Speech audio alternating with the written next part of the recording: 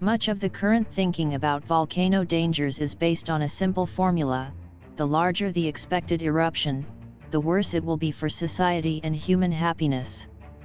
However, a group of specialists now claims that far too much attention is paid to the risks of big but infrequent volcanic explosions, while far too little is paid to the possible domino effects of moderate eruptions in crucial sections of the Earth. 7 pinch points have been found by researchers led by the University of Cambridge's Centre for the Study of Existential Risk, where clusters of tiny but active volcanoes sit beside key infrastructure that, if disrupted, could have catastrophic global effects. Volcanoes in Taiwan, North Africa, the North Atlantic, and the Northwest United States are among these areas. The findings were published in the journal Nature Communications today. Even a little eruption in one of the areas we identify might spew enough ash or cause significant enough tremors to impair networks that are vital to global supply chains and financial institutions, said CSER lead author Dr. Laram Mani. Calculations are currently weighted too much toward massive explosions or nightmare scenarios, when the more likely hazards are moderate incidents that disrupt key international communications, commercial networks, or transportation hubs. This is true of earthquakes, harsh weather, and volcanic eruptions, among other things. Smaller eruptions, according to Mani and colleagues, with a volcanic explosivity index of up to 6, rather than the 7s and 8s that dominate catastrophist thinking, could easily produce ash clouds, mudflows, and landslides that disrupt undersea cables, causing financial market shutdowns, or devastate crop yields, causing food shortages that lead to political turmoil.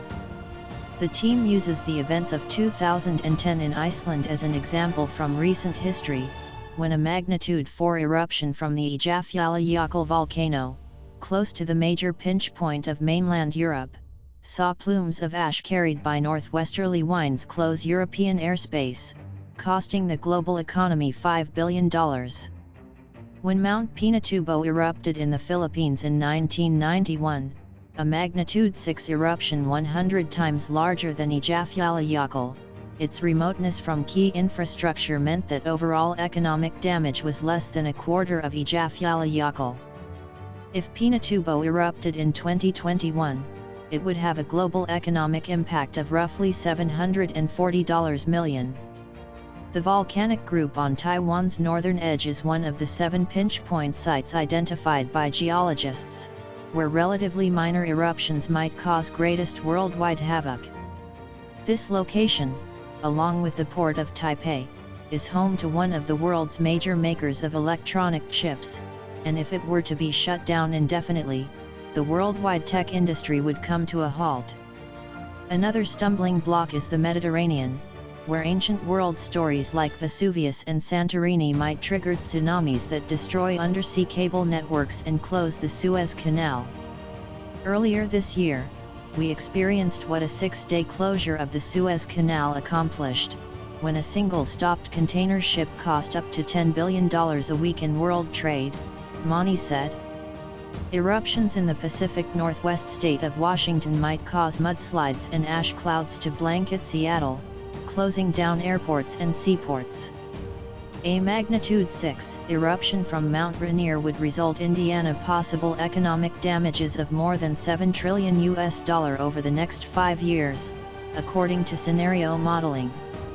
The very active volcanic centers that run the length of the Indonesian archipelago, from Sumatra to central Java, also run parallel to the Strait of Malacca, one of the world's busiest shipping lanes, with 40% of global trade passing through each year. Another important shipping route in the South China Sea is the Luzon Strait, which is the hub of all major undersea cabling connecting China, Hong Kong, Taiwan, Japan, and South Korea. The Luzon volcanic arc also surrounds it.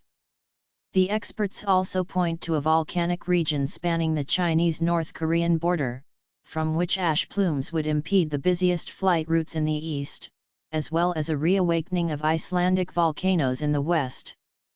It's time to rethink how we think about extreme volcanic risk, Mani added. We need to get away from thinking about the Earth being destroyed by huge eruptions, as depicted in Hollywood movies. Lower magnitude eruptions combining with our societal weaknesses and spiraling us towards catastrophe are the more likely scenarios.